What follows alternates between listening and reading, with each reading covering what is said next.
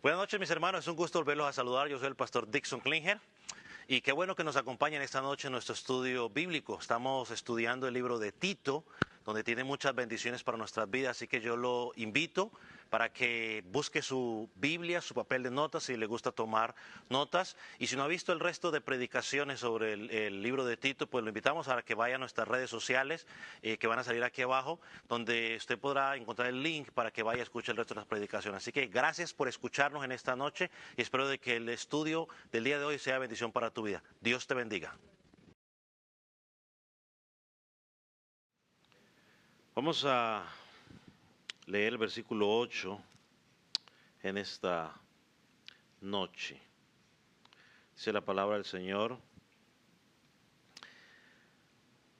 Palabra fiel es esta. En estas cosas quiero que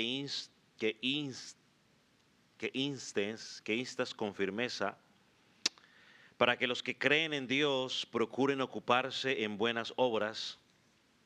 Estas cosas son buenas y útiles a los hombres.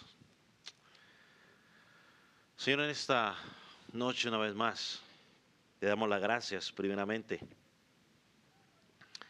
por lo que tú has hecho en nuestras vidas, por la oportunidad que tú nos das de podernos reunir como iglesia para adorar tu nombre, para estudiar tu palabra. Señor, te pedimos que te glorifiques en medio nuestro, que tú puedas obrar en nuestros corazones a través de tu palabra, que ella pueda producir, Señor, efecto, fruto en nuestras vidas, que ella no regrese vacía. En el nombre de Jesús. Amén. ¿Puede tomar asiento, mi hermano?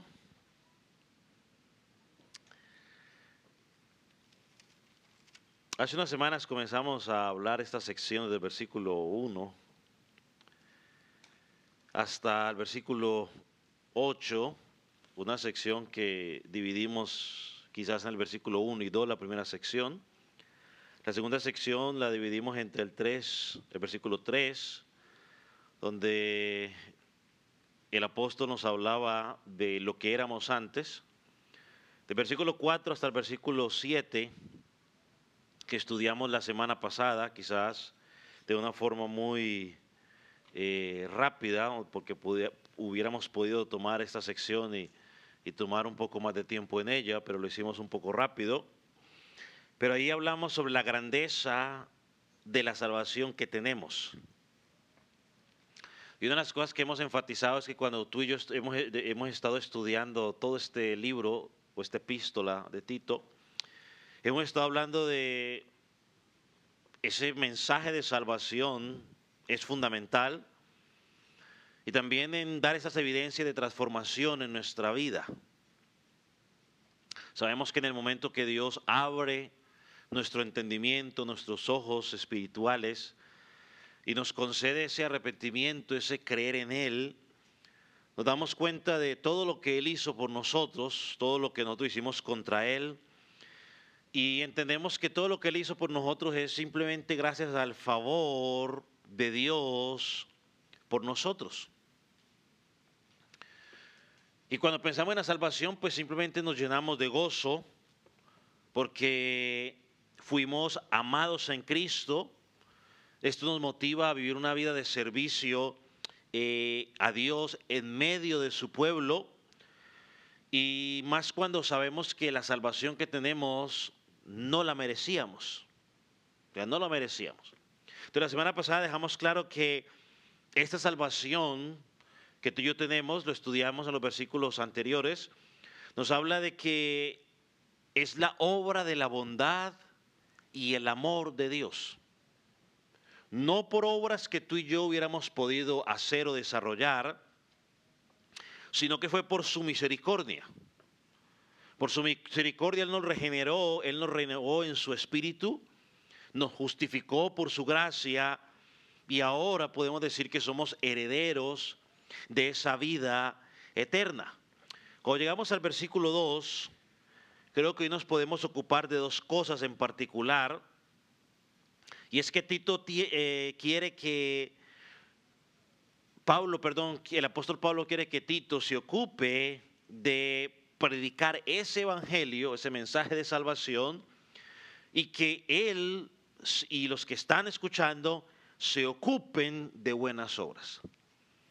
Cuando pensamos en la primera parte, ¿no?, de predicar el evangelio, esto implica para ti, Tito, y para todo predicador o todo aquel que enseña la palabra de Dios, ser fiel a la palabra del evangelio. Y también implica, en segundo lugar, que la predicación del evangelio debe ser central en la vida del pastor y esta debe reflejarse aún en la iglesia. Y cuando hablamos de las buenas obras, ¿qué implican las buenas obras? Bueno, las buenas obras implican que son los frutos de esa fe que tenemos. Son las evidencias de ese mensaje de salvación que predicamos. Y en segundo lugar, esas buenas obras que ya lo hemos estudiado también en esta epístola, nos dicen que adornan el evangelio que estamos profesando. Traen honra y gloria a nuestro Dios. Entonces, si tú y yo somos cristianos, ya no éramos lo que éramos antes, somos cristianos, somos lo que somos gracias a la obra de salvación de Jesucristo. Ahora tenemos que ocuparnos de hacer algo. Cuando miramos el versículo 8, mire cómo empieza el apóstol Pablo allí. Él dice, palabra fiel es esta. Debemos recordar que ya el apóstol está al final dando sus últimas palabras. Es más, los próximos versículos simplemente son las últimas mensajes que él va a dejar a Tito y a la iglesia. Pero él dice, palabra fiel es esta. Esta frase es muy similar a una que encontramos en Primera de Timoteo. Vaya conmigo a Primera de Timoteo, capítulo 1, versículo 15, ahí atrásito. Primera de Timoteo, capítulo 1, versículo 15.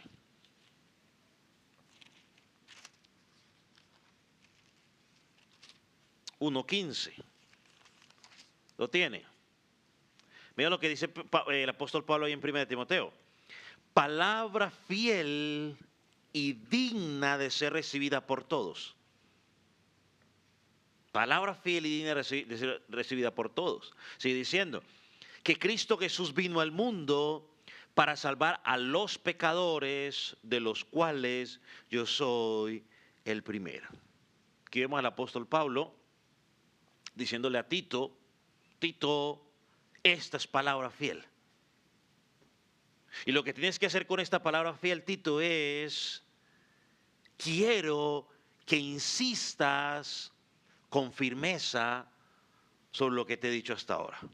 Por lo tanto, cuando pensamos en la labor pastoral, el pastor no debe olvidarse, o todo aquel que enseña la palabra, para que no pensemos únicamente en el pastor, sino todo aquel que en algún momento enseña la palabra, ya sea a la iglesia general o a un grupo de damas, de caballeros, de jóvenes o de niños, no debe olvidarse de que tiene que mantenerse fiel a la predicación del evangelio. Esto debe ser central en la vida de todo aquel que predica la palabra de Dios. Y por ende, esto tiene que reflejarse en la vida de la iglesia. Hace 8 días, hace como 15 días, se me acercó alguien, una hermana en particular, y me preguntó, pastor, ¿y cuál es la visión suya con la iglesia? Yo le compartí unas cosas y dije yo, una de las cosas que anhelo yo, como pastor, es ver una congregación que sea fiel a la palabra de Dios. O sea, la idea de predicar la palabra es ver una congregación que refleja lo que aprende de la palabra de Dios en su diario vivir. O sea, no solamente era para Tito que tenía que ser fiel, era para toda la congregación. Cuando hablamos de palabra fiel, que dice aquí, palabra fiel, implica que podemos confiar en ella. Podemos confiar en ella porque ella no tiene ningún error. Su palabra no cambia. Los hombres han querido alterarla, pero su palabra no cambia. Aun cuando la condición cultural cambie, su palabra no cambia. ¿Por qué no cambia? Porque proviene de Dios. Fue dada, eso lo que significa fue inspirada por Dios, significa que fue soplada por Dios, nació en el corazón de Dios. Por eso la palabra es una palabra fiel. ¿Qué dijo Cristo en Marcos 13:31? Y en algunos otros evangelios también lo dice. Yo creo que este versículo no lo sabemos de memoria. Ahorita que empiece a decirlo usted lo va a recordar. Pero dice, el cielo y la tierra pasará, ¿pero qué? Pero mis palabras no pasarán. Ella es fiel. Fiel implica que lo que ella dice en su palabra se va a ¿qué? A cumplir. Cada promesa se va a cumplir. No a como nosotros creemos que se va a cumplir, no, se va a cumplir de acuerdo a la promesa que Él dijo en su palabra. Y eso tenemos que tenerlo bien claro. Entonces, lo que salva a los hombres, mis amados, y lo hemos dicho en varias ocasiones, es la predicación fiel del Evangelio. Romanos dice, porque el Evangelio es poder de Dios. Ya sean jóvenes, ya sean niños, ya sean adultos, mujeres, varones. Dios cambia a las personas por medio de la predicación del Evangelio. Por eso cuando tú y yo somos expuestos constantemente a la palabra de Dios, tenemos que analizar nuestra vida. ¿Qué ha pasado en mi vida desde que estoy escuchando la palabra de Dios? Porque si la palabra de Dios está siendo predicada como es la palabra de Dios, ella dice que ella no regresa vacía. Tiene que haber un fruto en mi vida. Si no hay fruto en mi vida, es porque yo no estoy recibiendo la palabra, así de simple. Es importante notar cómo el apóstol Pablo le está diciendo a Tito, que debe mantenerse fiel a esta palabra. Y esto no hace referencia, no solo, uno podría pensar, cuando uno mira en el contexto, uno podría estar pensando, bueno, él tiene que ser fiel a lo que dijo desde el versículo 4 hasta el versículo 7, ¿no? Sobre la salvación. Pero cuando miramos el versículo 1 y 2, también podemos decir, bueno, él también tiene que ser fiel, manténgase o sujétese a los gobernantes. Entonces, como es una palabra fiel, como iglesia de Dios debemos someternos a lo que ella pide de nosotros. Debemos hacerlo porque cuando obedecemos su palabra encontraremos bendición. Vamos por un momento a 1 Timoteo 4, versículo 13 al 16. Donde Pablo también está dando instrucciones allí a Timoteo. 1 Timoteo capítulo 4, versículo 13 al 16.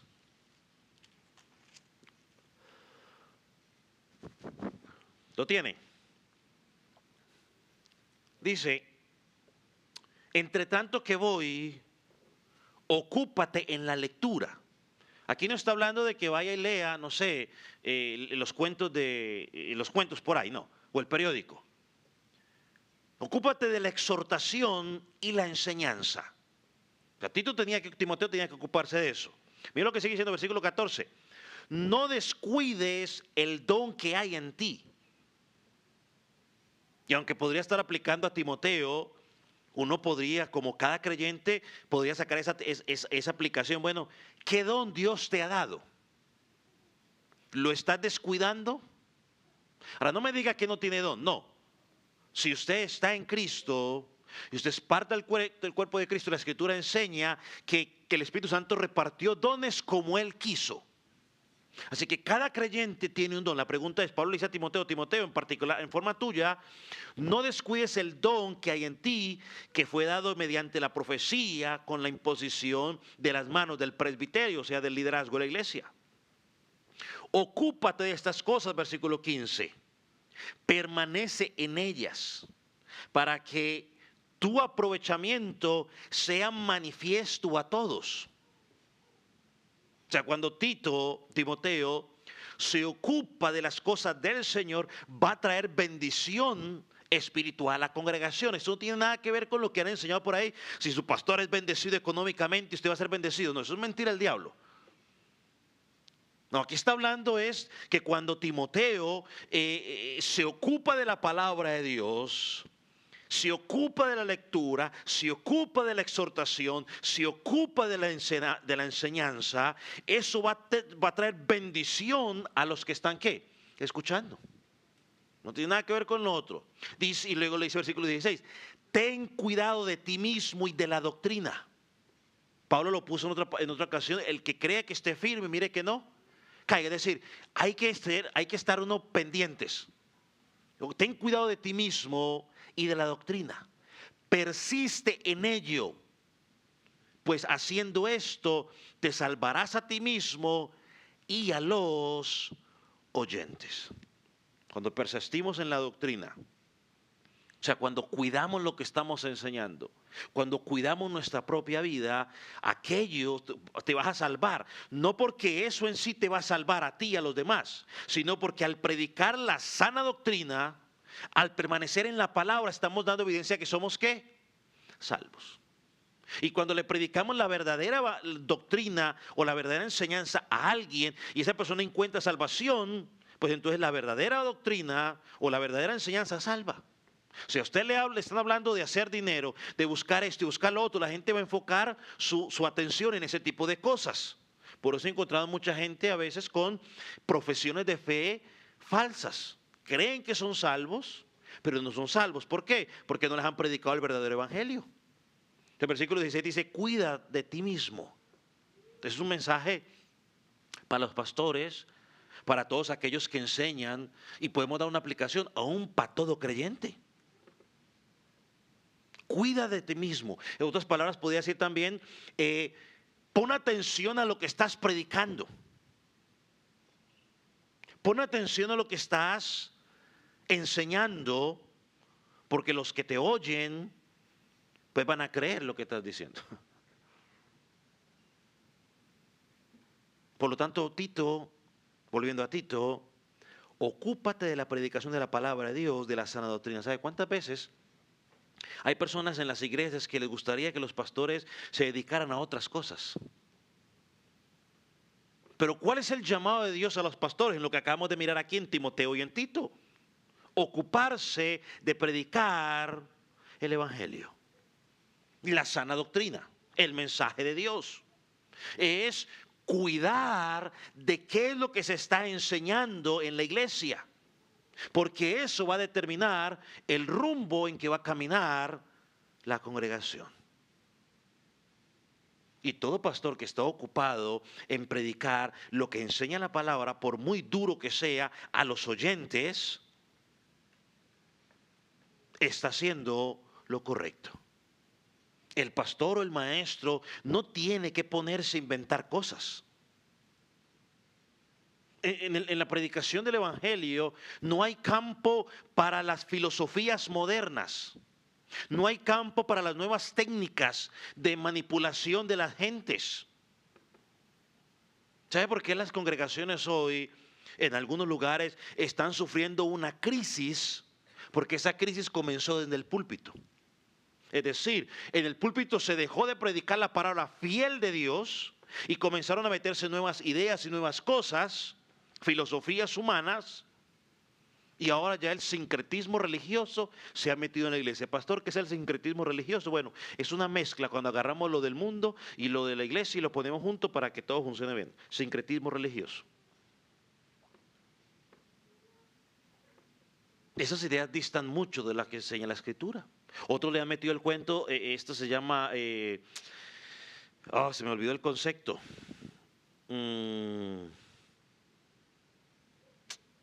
Sincretismo, y el otro es el ecumenismo. ¿No? Donde, no, es que como todas las religiones creemos lo mismo, entonces todos podemos estar juntos, ¿no? Los testigos, los adventistas, los católicos, los cristianos, todos junticos porque es el mismo Dios. Eso es, ¿cuál fue la palabra? Ecumenismo. No. ¿Qué comunión tiene la luz con las tinieblas? Pueden estar dos de acuerdo, no podemos andar de acuerdo, no podemos andar juntos con Roma porque pensamos totalmente ¿qué? Diferente. No podemos. No podemos andar juntos con los testigos porque pensamos diferente. Ellos piensan en un Jesús como un profeta, un hombre creado, y nosotros vemos a Jesús como ¿qué? Como el Hijo de Dios, como nuestro Salvador, como Dios mismo. ¿Podemos estar juntos? No, no podemos. A mí un día me invitaron a una actividad de esos que sirven de la prosperidad. Le dije, mire, vea, yo no tengo nada con usted, pero no puedo ir. ¿Por qué? Porque es que todo lo que usted enseña, yo predico en contra de lo que usted enseña. Entonces, no vamos a encajar. Porque cuando usted empiece a hablar sus cosas raras, yo no voy a sentir cómodo en eso. Entonces, no podemos. Entonces el ecumenismo hoy mezcla todo y empezamos a tener problemas. Entonces el apóstol Pablo dice a Timoteo, y es algo a Tito, y es algo que ha insistido en toda la epístola. Por ejemplo, en el capítulo 1, versículo 9, lo leo para ustedes rápidamente. Cuando el apóstol Pablo le está dando los requisitos de los ancianos, mire lo que dice el requisito del anciano: es ser retenedor de la palabra, fiel tal como ha sido enseñada. Es una de las tremendas responsabilidades, tomar la palabra y enseñarla tal como ha sido enseñada. Dice, para que puedas exhortar con sana doctrina y convencer a los que contradicen. Hermano, lo único que puede convencer a la gente es cuando enseñamos la palabra tal y cual como ella está. Capítulo 2, versículo 15. Si usted mira, allí también lo encuentra. Pablo le dice una vez más a Tito: Tito, esto habla, Tito exhorta, Tito reprende con toda autoridad, y que nadie te menosprecie. Entonces Pablo quiere, cuando le dice palabra fiel es esta, que Tito se ocupe de predicar la palabra de Dios. Y como iglesia, tú y yo no podemos olvidar que hemos sido dejados aquí en este mundo para predicar el evangelio de Jesucristo a todo el que se presente delante de nosotros. Según los estudiosos, dice que cuando dice palabra fiel es esta,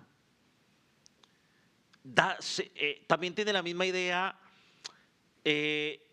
sobre el mismo Tito. Es decir, como si le estuviera diciendo que debe ser un hombre confiable al exponer la palabra del Señor.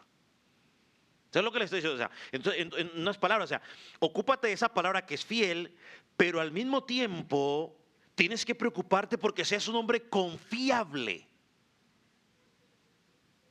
al exponer la palabra de Dios. Es como, por ejemplo, cuando uno va a mirar algunos comentarios. Entonces uno mira unos comentarios, pero uno no mira cualquier comentario que aparece, ¿no?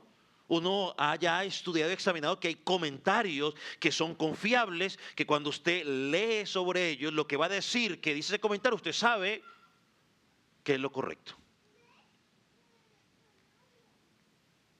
Entonces todo aquel que enseña la palabra de Dios, cuando está preparando lo que tiene que decir, tiene que esforzarse para que lo que va a decir la gente pueda decir, no, es que es confiable.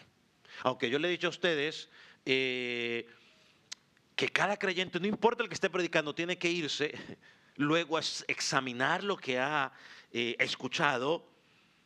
Pablo le dice a Tito, prepárate al punto de que puedas ser un hombre confiable al exponer la palabra de Dios.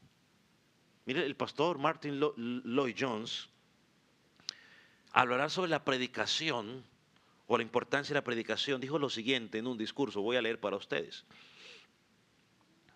Mi razón para estar dispuesto a dar estas conferencias es que para mí el trabajo de predicar es la más grande y más maravilloso llamamiento al que alguien puede ser llamado jamás.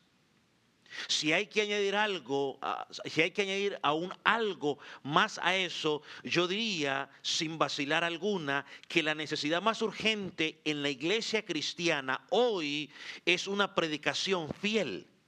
Así como es el mayor y más urgente necesidad de la iglesia, también es obviamente la mayor necesidad en el mundo. Y este predicador dijo esto no en el 2000, en 1900. Y si en ese tiempo él decía que la mayor urgencia era la predicación fiel, imagínese ahora. Aunque para que seamos honestos, la maldad que había allá es la misma maldad que tenemos hoy, ¿no? Que hoy simplemente se propaga más por las redes sociales, pero es la misma. Los mismos asesinatos, las mismas violaciones, la misma distorsión del matrimonio, todo eso. Hermanos, el mundo está urgido de la predicación del evangelio fiel. El mundo no está urgido de la música cristiana, del beat cristiano, porque es el mismo beat. O sea, usted toma la secuencia de notas que se llama progresiones con la canción, por ejemplo, con el cántico que acabamos de cantar, y usted va, y esa es la misma progresión de canciones que usa el mundo para cantar, no sé, cualquier cosa que ellos canten. Porque son las mismas notas. El mundo no está urgido de una mejor moda. El mundo no está urgido de los lujos ni de la tecnología moderna. El mundo, mi hermano, está necesitado de la predicación fiel del evangelio. Y esa es la tarea de la iglesia.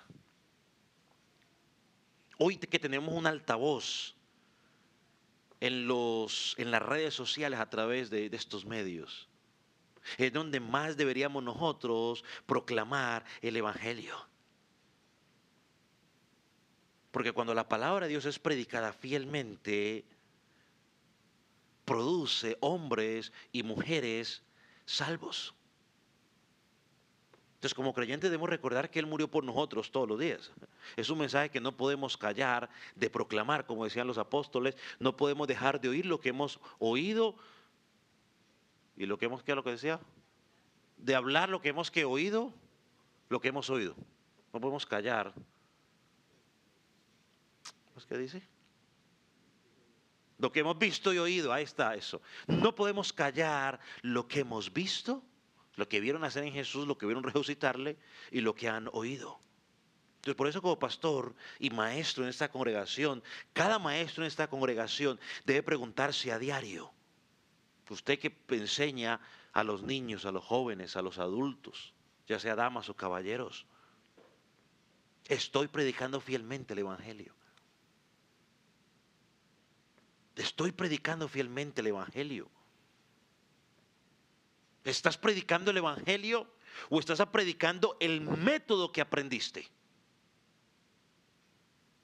Aquí les soy honesto, cuando yo estaba en el 2000 más o menos, que se puso de moda, quizás usted no lo escuchó porque en ese momento quizás no era salvo, algo que se llamaba Vida con propósito, libro con propósito. Y en ese tiempo, a donde usted iba, toda congregación estaba vida con propósito. En el 2000. Una vida con propósito. Y todos, y este hombre había sacado un método, y entonces todos empezamos, si me meto yo ahí, todos empezamos a tener el método de él, porque es el método que aprendimos, vida con propósito. ¿Qué estamos predicando? ¿El método que aprendimos? ¿O estamos predicando el evangelio? ¿Estamos confiando en el poder transformador del evangelio o necesitamos hacer nuestras cositas nosotros para ayudar? Te recuerdo cuando, quizás viene esto a mi mente, cuando Jonás empezó a predicar en Nínive después de la zarandeada. Dice que recorrió la ciudad simplemente diciendo ¿qué? Arrepiéntanse, porque viene juicio. Me imagino que le estaba diciendo, han pecado contra Dios, viene juicio, arrepiéntanse. No inventó más nada. Hoy nosotros tenemos que poner luces, bueno, nosotros no, pero pues en general, en algunos lugares hay que poner luces, hay que hacer esto, hay que hacer lo otro, hay que traer un payaso, hay que traer no sé qué cosa. No, ¿qué estamos predicando? Hermanos, tenemos en nuestras manos la palabra confiable. El apóstol Pablo la llama palabra fiel. Y le dice, Tito, por favor, insta o insiste con firmeza, no te doblegues. Porque a veces uno siente la tentación de decir, bueno, pero es que el de la esquina está haciendo tal cosa y las cosas están, parece ser que están bien. Y uno siente la tentación de... Un día alguien le contó, le decía a mi papá, no, pastor, lo que pasa es que pues, no hay que decir nada. Para que la gente llegue y hay que hacer estas cositas. Y mire, mire, y le mostraba, mire, cómo ha crecido, está grande. O no hay que hacer nada, o sea, que hagan lo que quieran, porque así los tenemos que contentos. Pero la escritura no enseña eso. Tenemos que hacerlo con firmeza. Y si la gente empieza, hermano, que la gente se vaya porque estamos predicando el evangelio, estamos insistiendo con firmeza, es una victoria. Aunque usted diga, pero ¿por qué, pastor? Porque si los del mundo llegan a nuestros lugares y los del mundo sale contento, hoy sí, muy bonito, dice Washer, hombre, hay algo que no está mal. Porque cuando un inconverso llega a una congregación y es predicado el evangelio, tiene que molestarse. Tiene que, o es otra palabra, tiene que incomodarse. Porque cuando el evangelio es predicado, ¿cómo es? El evangelio incomoda. Incomoda. Entonces hay que insistir fiel, con firmeza.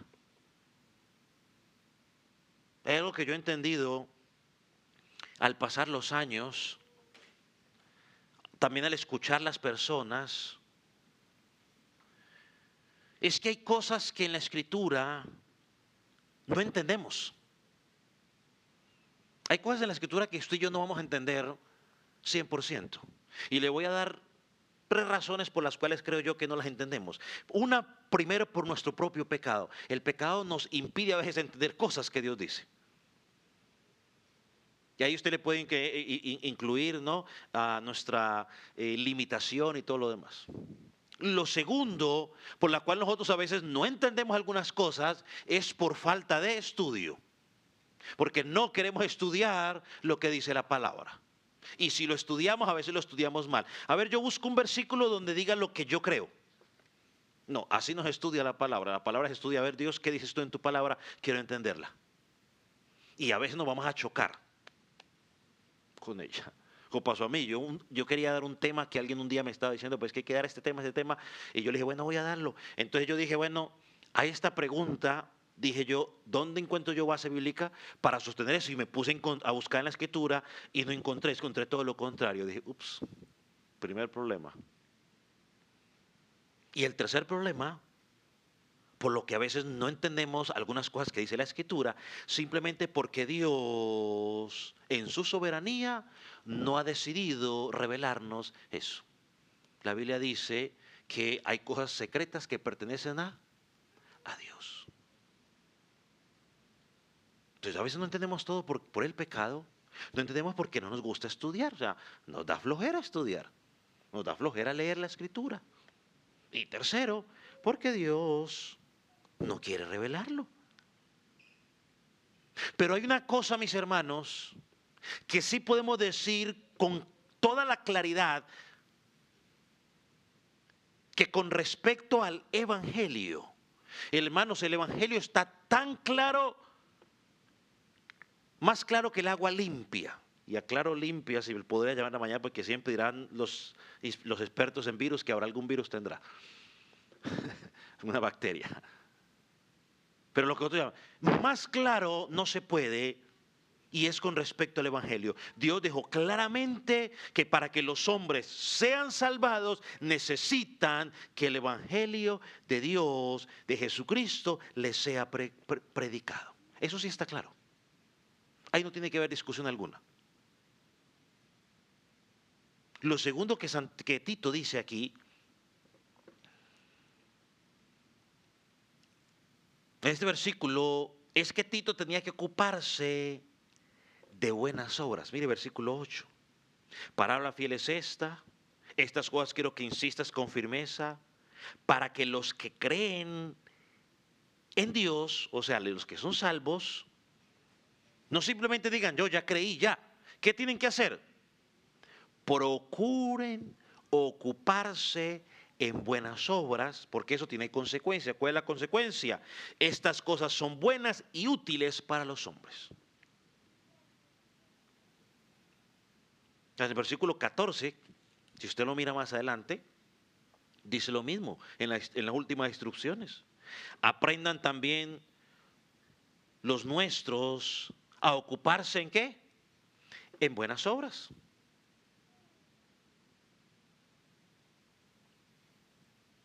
Si retrocedemos un poco en el capítulo 2, versículo 7, ¿qué nos dice? Dice, presentándote tú en todo como ejemplo en buenas obras, en la enseñanza mostrando integridad y seriedad. Entonces vemos una y otra vez el apóstol Pablo insistiendo a Tito con firmeza en que debe ocuparse de las buenas obras.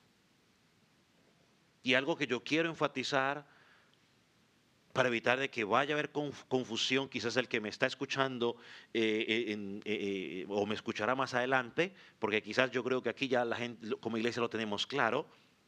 En el capítulo 3 o en el versículo 5 que ya estudiamos la semana pasada, nos dice allí claramente como el agua, no somos salvos por obras de justicia que hubiéramos hecho. Eso dice el versículo 5. Dice, no por obras de justicia que nosotros hubiéramos hecho, sino ¿por qué? Sino por su misericordia. Somos salvos por su misericordia. Entonces, el creyente hace buenas obras como resultado de su salvación, no para ser salvo.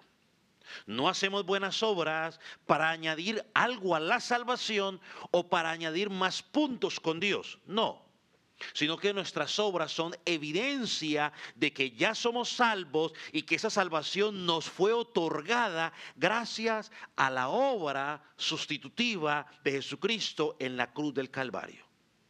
Tiene que quedar claro. Cuando alguien le diga a usted, no, es que ustedes hacen obras para ser salvos. No, señor.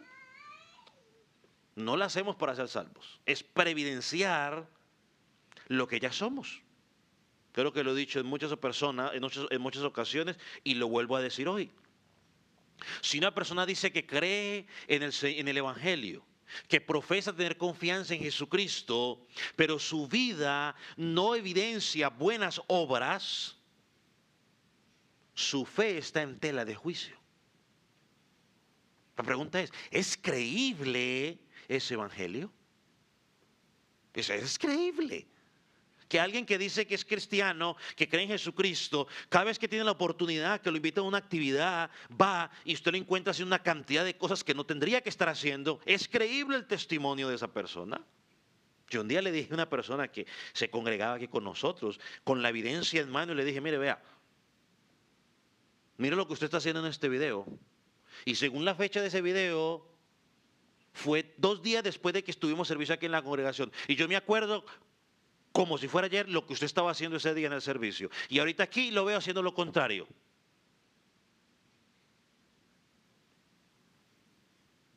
O eso no es. No podemos servir a dos señores, dice la Escritura.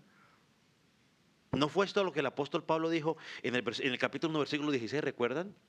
Profesan conocer a Dios, ¿pero qué?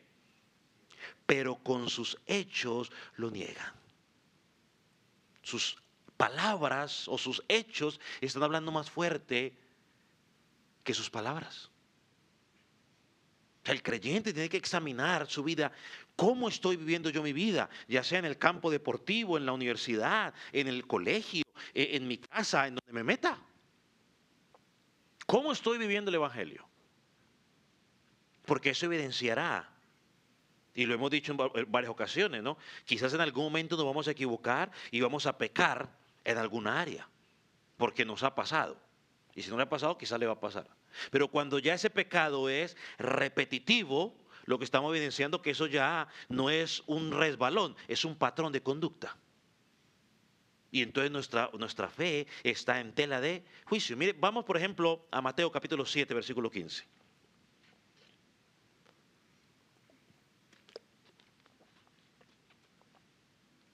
Mateo capítulo 7, versículo 15. ¿Lo tiene? Todavía no. Ok, voy a darle oportunidad entonces.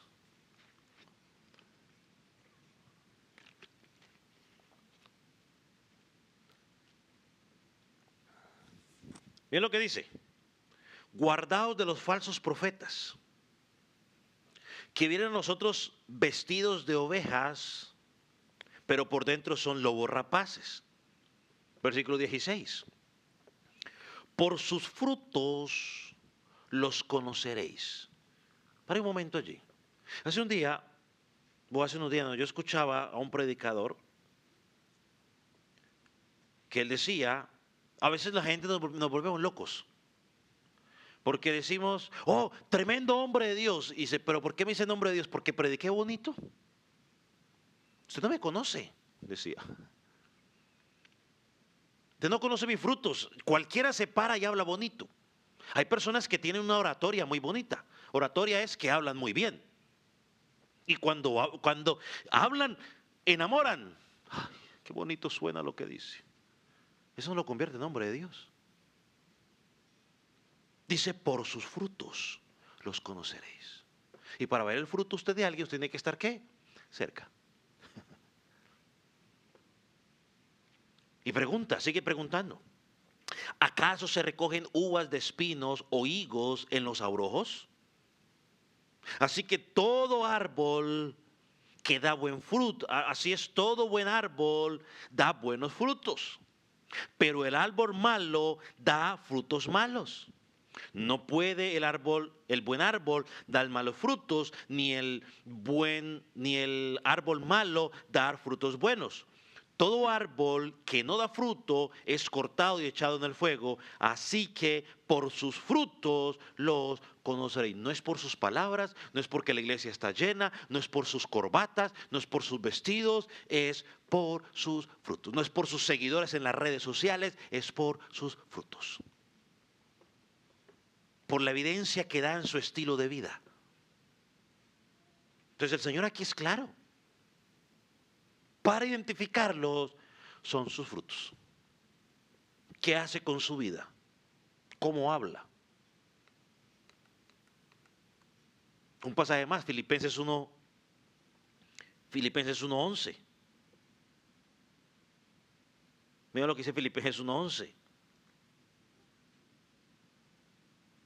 Dice, llenos de frutos de justicia que son por medio de Jesucristo para gloria y alabanza de Dios. Frutos llenos de justicia que son por medio de Jesucristo. Lo que está diciendo ahí es que esos frutos no son producidos ¿por quién? Por nosotros. Oh, bueno, perdón, me adelanté. ¿Cuál es la aplicación de esto? Bueno, en primer lugar, usted lo va a tener en su pantalla. Las buenas obras provienen de Dios. Dios ha provisto una salvación a sus hijos. Y Dios nos ha dado esas buenas obras para que andemos en ellas. Por eso no podemos gloriarnos en nuestras obras, porque aunque las estamos realizando, provienen de Dios. En segundo lugar, esas obras son consecuencia de la obra interna de Dios en nuestros corazones por su Espíritu, quien nos capacita para las buenas obras.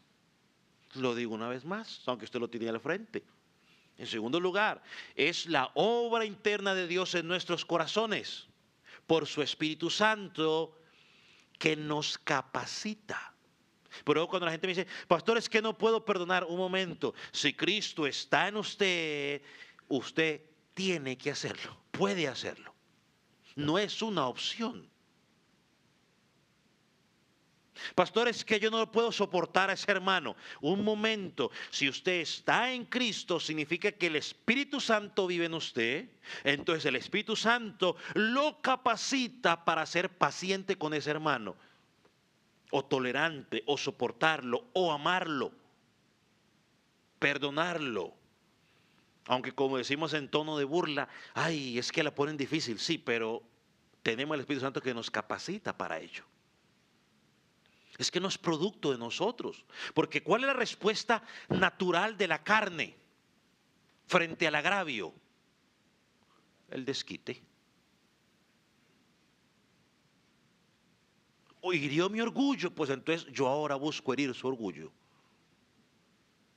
Por eso empiezan las peleas, porque alguien le dice algo a alguien, entonces esa persona hirió el orgullo y dice, ahora le digo yo algo peor para levantarlo. Y entonces así se van.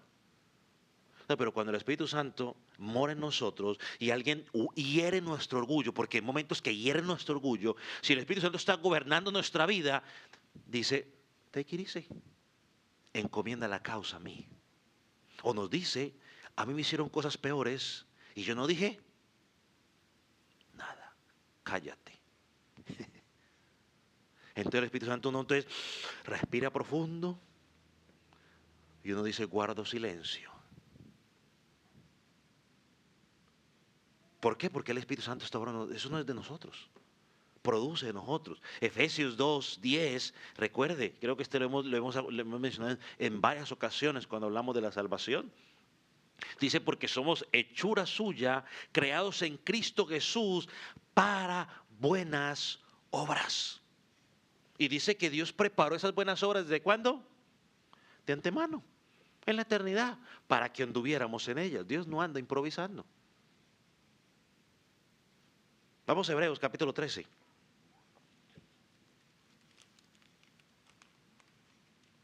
De hecho, estoy meditando, orando,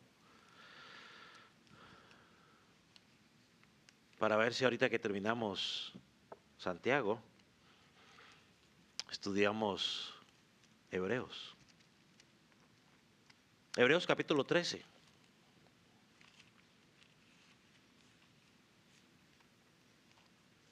Versículo 20 y versículo 21. ¿Lo tiene? Dice, y el Dios de paz que resucitó a los muertos, de los muertos a nuestro Señor Jesucristo, el gran pastor de las ovejas, por la sangre del pacto eterno, dice, os haga actos, ¿para qué? Para toda buena obra, para que hagáis su voluntad, haciendo Él en vosotros lo que es agradable delante de Él por Jesucristo, el cual sea la gloria por los siglos de los siglos. Amén. Una vez más, ahí está la evidencia bíblica. Él nos capacita. El mismo poder que fue utilizado para levantar al Señor Jesucristo de los muertos 3 días después, es el mismo poder, dice el autor de Hebreos, que opera en nosotros para prepararte a ti, o esa es la palabra mejor, apto es para capacitarte a ti y a mí para toda buena obra, para hacer su voluntad. Toda buena obra es su voluntad, no las obras que dice el mundo. Aunque son buenas, ¿no? Cuando tú y yo damos comida al pobre, sí, es buena obra. Pero es que el cristiano no apunta a eso, apunta a la voluntad de Dios. Y dice, y sigue diciendo el pasaje, haciendo Él en nosotros lo que es agradable de Él por Jesucristo, hermano. Usted no puede dejarse creer esa mentira de la carne o de su corazón engañoso que te dice, es que no puedes. No, no, no. Es más, subraya ese versículo y dígale, Señor, me lo voy a aprender. Para que cuando la carne me diga, no puedes, no puedes. Tú le puedes decir a la carne, un momentico, corazón engañoso, yo tengo la mayor arma más poderosa y lo voy a hacer en Cristo Jesús. Él me va a capacitar. Las buenas obras son puestas por Dios en Jesucristo para que a Él sea la gloria. Por eso es que la Biblia dice en 2 Timoteo, capítulo 3, creo muy conocido para nosotros, toda la escritura es soplada por Dios, útil para enseñar, para enseñar a los hombres, para redarguir, para instruir en justicia, a fin de que el hombre o la mujer de Dios sea perfecto, enteramente preparado. ¿Para qué? ¿Para qué? Toda buena obra. Hermano, pero perdóneme. Si usted no agarra este libro, sino los días que tenemos servicio, ¿cómo va a ser preparado para buena obra? Oh Señor, háblame. La gente está, Señor, háblame. Está esperando que Dios le diga del cielo, hijo, aquí estoy. No, tú no eres Samuel, ni Moisés, ni Adán, o Eva.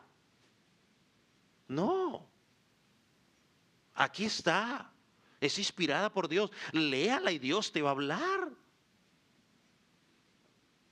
¿Quién es el hombre para tu vida? Pues lea, Dios le va a hablar. ¿Cuál es la mujer para mi vida? Lea, Dios le va a hablar. ¿Cuáles son las amistades que yo tengo que conseguir? Lea, espero que Dios le diga en el cielo, mira hijo, aquí estoy. No, no, no, no. Lea la escritura. Estúdiela. Dice que es preparado para toda buena obra. ¿Quieres ser un buen esposo? Pues lea. ¿Quieres ser una buena esposa? Lea. Buen padre, lea. Buen trabajador, lea. Preparar para instruir en justicia al hombre de Dios para que sea enteramente preparado para toda buena obra. Así que las obras no son los inventos que nosotros los hombres queremos poner, es lo que Dios dice en su palabra. Mire, le voy a dar un ejemplo, Miqueas capítulo 6 y 8. Esto lo estudiamos hace unos años aquí en la congregación. De hecho, estudiando un libro de un autor de la vida con propósito. Algunas cosas que sacamos de ahí. Pero mira lo que dice Miqueas. ¿Dónde está Miqueas? Ya te encontré. Antiguo Testamento, uno de los últimos profetas del Antiguo Testamento. Miqueas 6:8.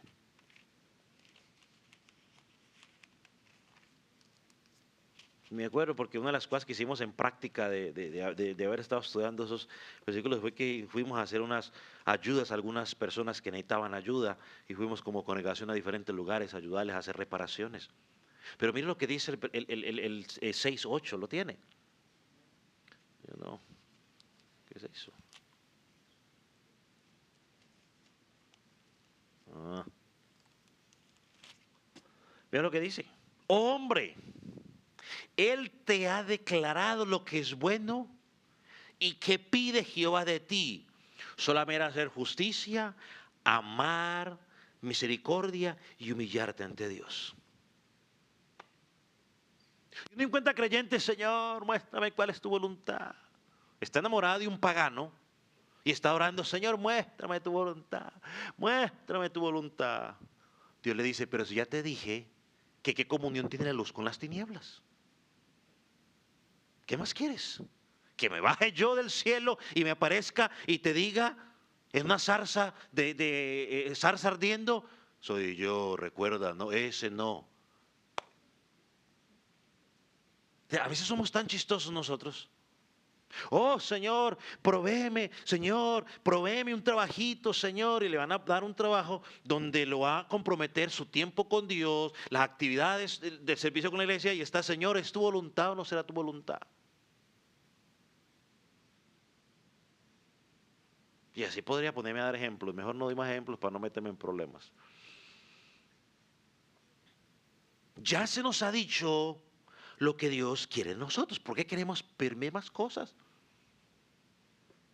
Es como cuando, bueno, me acordé ahorita, el plan de lectura que tengo de la Biblia, en estos días estaban en Samuel, y cuando Saúl es desechado como rey, y Dios le dice a Samuel, pues ya, desechado como rey.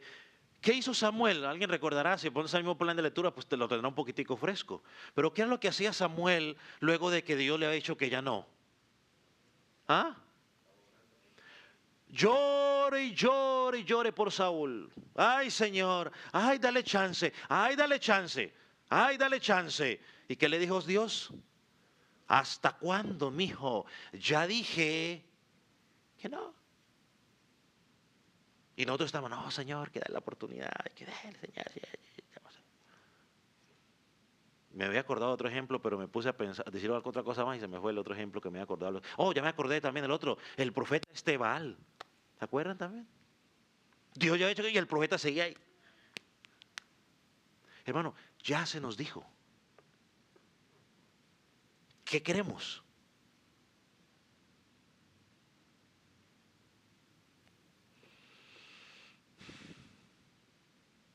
Quería leerles, si quería porque ya no quiero, Mateo 5, 43 al 48, para que lo pueda usted notar. Ahí me perdonan los hermanos de la computadora que lo hice copiar tantos versículos para no leerlos.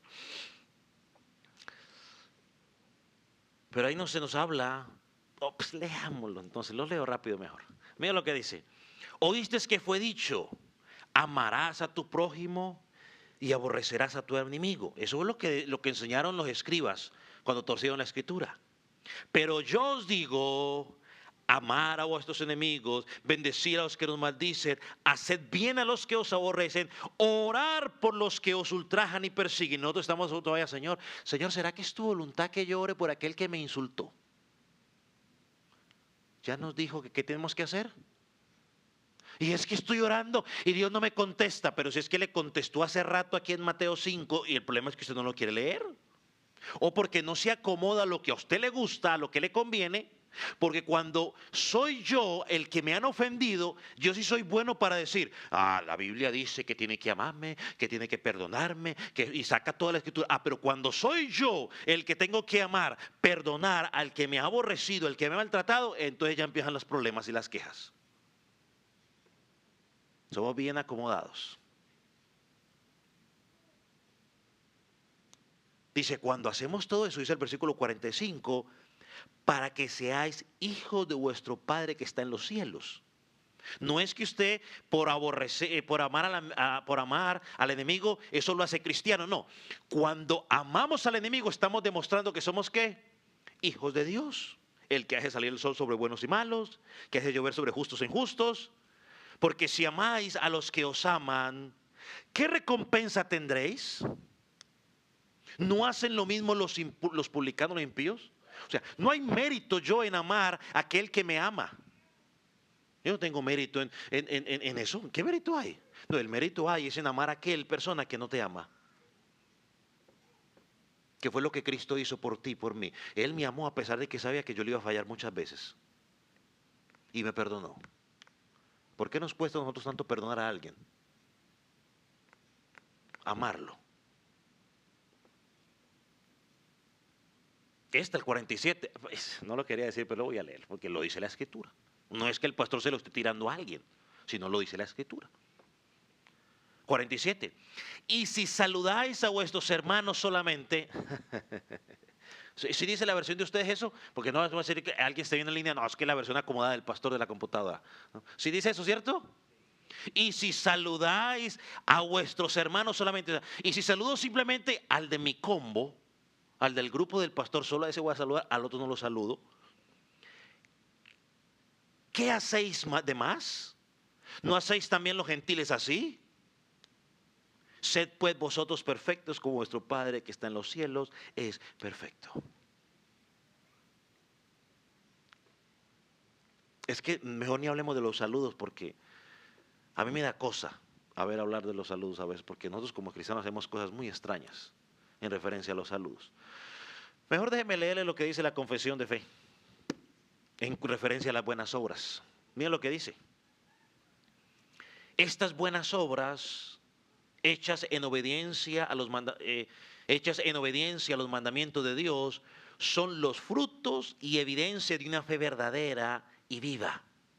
Y por ellas los creyentes manifiestan su gratitud, fortalecen su seguridad, edifican a sus hermanos, adornan la profesión del Evangelio, tapan la boca de los adversarios y glorifican a Dios. Bien resumido lo que dice la Escritura. Eso es lo que tú y yo hacemos. Eso es lo que tú y yo hacemos cuando hacemos buenas obras.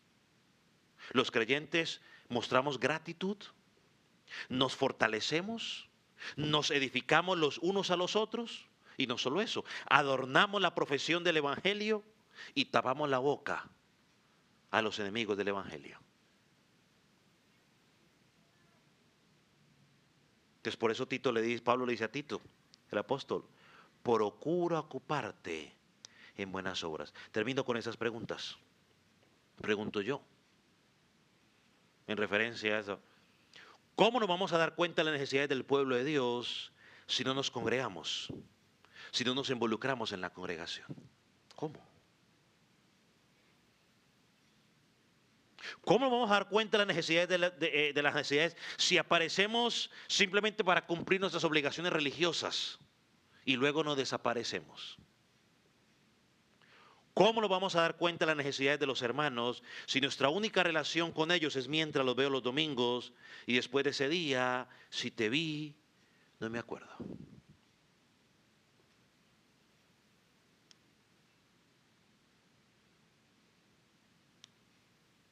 Hermanos,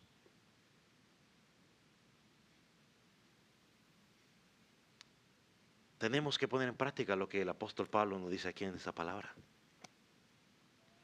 Dice, y termino con este pasaje en Gálatas 6:10. Así que según tengamos oportunidad, hagamos bien a todos, mayormente a los de la familia de la fe.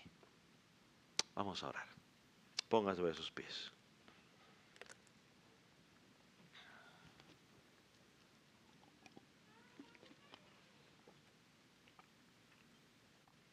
Padre, te damos gracias por tu palabra. Gracias, Señor, porque en ella nos instas a recordar que tu palabra es fiel, que debemos insistir en ella.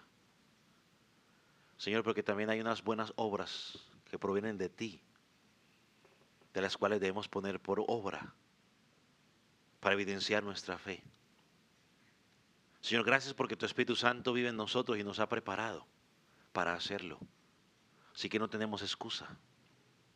Si nos rendimos ante ti, nos humillamos delante de ti y te pedimos, oh Dios,